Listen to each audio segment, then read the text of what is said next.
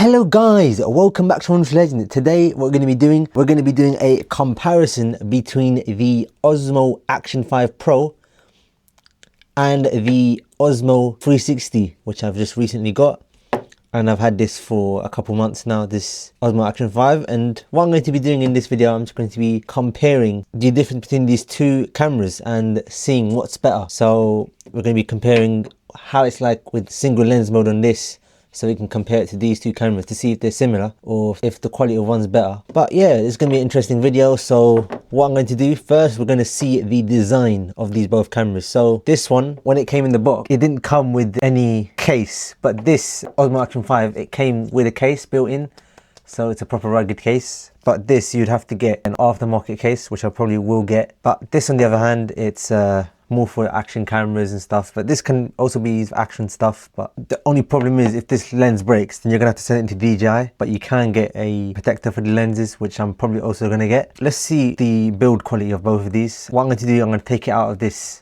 case so that we get a proper comparison. So this is what it looks like without any cage. So this is what both of them look like. As you can see, I've actually put a screen protector on the Action 5. I put a screen protector at the front and the back. So the thing about this Osmo Action 5, it's got two screens, but this has only got one screen, but it does have two cameras for the 360. I mean, I think it'll be overkill if this had two screens. You probably don't need two screens. But as you can see, we've got the quick release connector on the Osmo Action 5. Whereas on this, we not only have the connector, but we also have the quarter thread mount on here so that we can actually put it on any tripod accessory. But another thing this does have, on the cage, it's got a way to mount it vertically, but on this, you don't really need to mount it vertically because you can film it in any way, and you can reframe it in post after, and you can choose whether you want 16:9 or 19:6. What we're going to do, we're going to see the overall design of this. So of course, we've got the USB-C slot.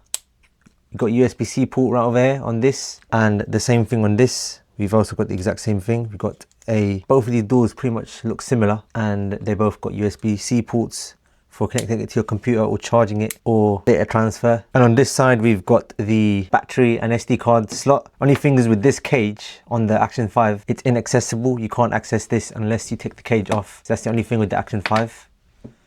But as you can see, when you open this, we get access to the 1950 mAh battery. And this has the exact same battery as this one. I can swap these two batteries around and they would both work completely fine. So both of these do have SD card slots, and yeah, just to show you that the batteries look identical, I'm going to take it out of the Action 5. This is what the battery looks like from the Action 5. And this is the battery from the 360, and this is what the batteries look like. They both look exactly the same. Look at that. On the 360, it says clean and close the cover, whereas on the Action 5 Pro, it says more than that. Clean the red waterproof seal and close the cover. So now, without further ado, let's turn on both of these devices. So we're going to turn these both on. I've turned them on recently, so let's see which one turns on faster first.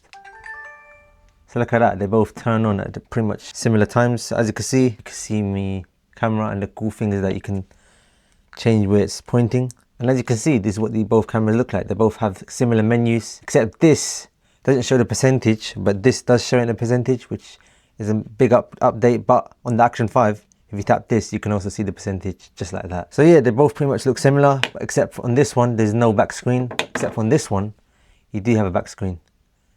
And you can use it the exact same way as you can use it in the front screen. And the resolution's also a little bit different. This one's actually got 8K.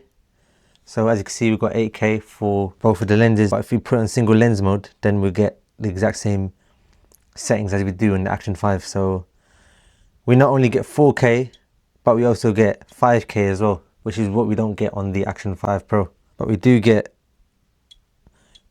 when we're in 4K, we get 120 FPS on the Action 5, but on the 360, we don't get 120 FPS. Not even on a lower resolution, so you can't shoot at a higher FPS. Maybe DJI might add that in a future update. So yeah, they both have similar displays. The Action 5 display is a bit bigger, while the 360 is a bit smaller. So the playback menu is pretty much similar.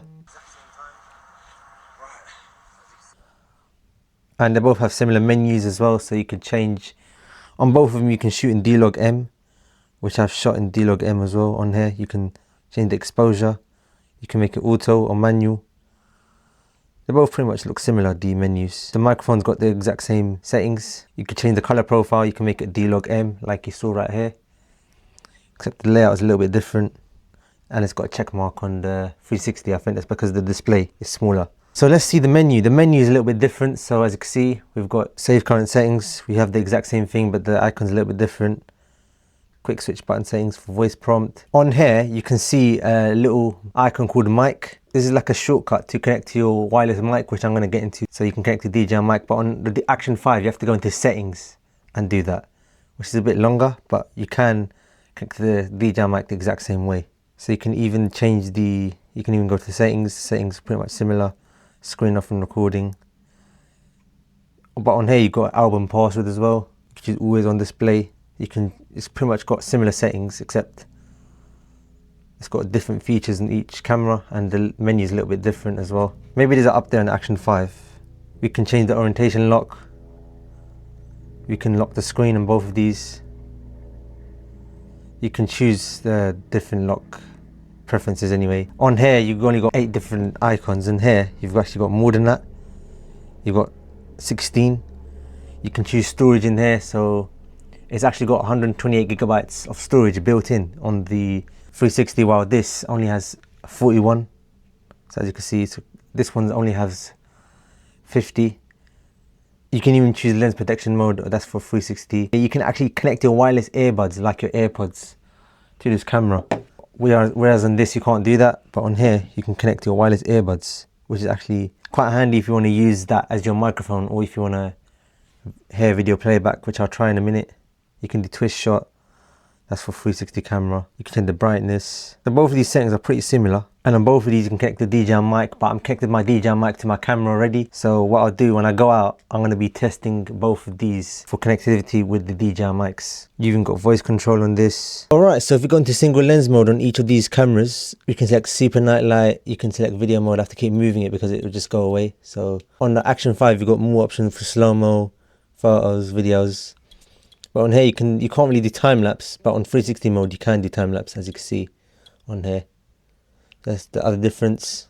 And another difference about these cameras is that on the Osmo 360, you can't use it as a webcam, whereas on the Action 5, you can use it as an external webcam. So if I plug it into my PC, so as you can see, it says USB file transfer, and it said webcam and charging only. Whereas if I plug it into the Osmo 360, it only gives me the option to use USB or charging only. The reason why it doesn't allow you to use it as a webcam, because there's 2 cameras and you probably don't even need to use it as a webcam anyway. Plus, I'm not really going to use it as a webcam. And another thing this camera has that the Action 5 Pro does not have is an LED. So it has an LED indicator. So if I turn that on, the LED is lit up. It's green when the camera is on, and when you start recording, it's now on red to indicate that it's recording. So you can see that it's recording without you having to see the screen. My AirPods to the camera. What I'm going to do now, I'm going to go out and do some test shots with both of these cameras. I'm going to shoot on both of these cameras, and we're going to compare the video quality in both normal daylight and night, and in D-Log M. And I'm also going to connect my DJI Mic to each of these cameras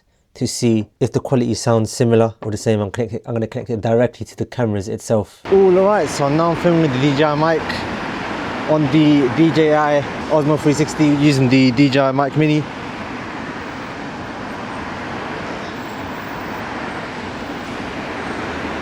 And D-Log M.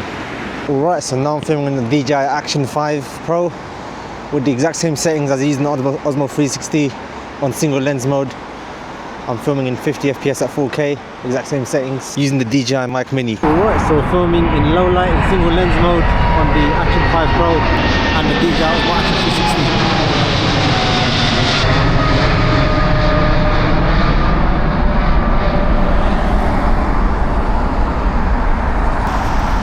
So there's a ditch there, so that's why I moved like that.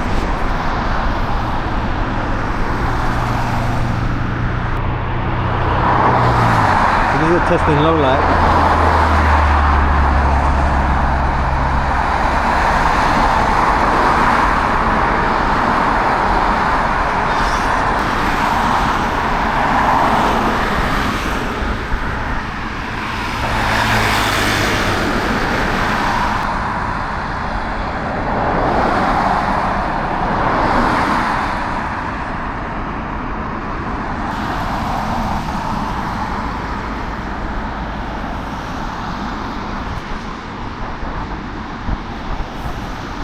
All right, so what I'm going to do now, I'm going to connect my AirPods to the camera. First of all, what I'm going to go in here. I'm just going to press the sync button right here. As you can see my AirPods right here.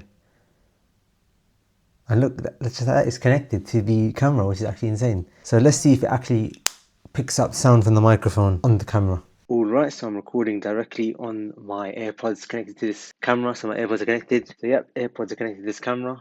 And what I'm going to do, I'm going to play video back as well. Alright, so I think the earbuds are just for its microphone, it's not for the speakers, so I can't hear anything from it. But I guess you don't really need to hear it on the earbuds. I think it's just mainly for using it as a microphone. So if you don't have the DJI mic, then you can just use the earbuds to connect directly to it. And you can't do it with the Action 5 Pro, which is what I got over here. Another thing is sometimes the Osmo 360 takes longer to connect to the DJI mic than the Action 5. So what I'm going to do now, I'm going to connect my DJI Mic Mini to this. Right now it's connected to this camera, so I'm going to have to disconnect it from this camera.